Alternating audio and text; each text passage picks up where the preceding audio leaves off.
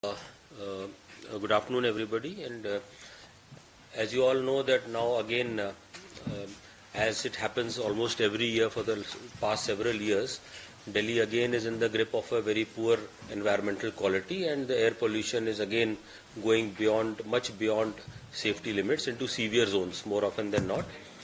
So basically it is important for everybody to know. Of course, now everybody does know what are the health effects or the health bad effects of poor air quality. Everybody knows now, but it's a process and one needs to be aware about it again and again. It needs to be reinforced for people, especially for the kids and for everybody. They should know the harm that this brings, because only when we start working at the grassroots level also this problem can be taken care of.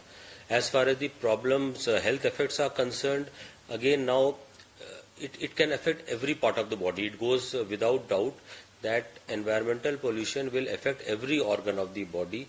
It can affect any age, right? In fact, even before birth, it can start harming the child even before birth, right up to the end of life.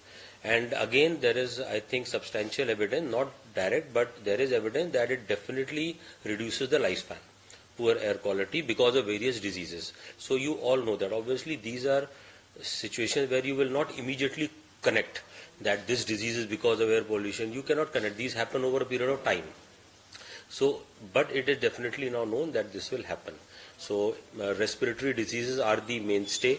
They are in direct. We are in direct contact with the atmosphere. We are breathing day in and day out.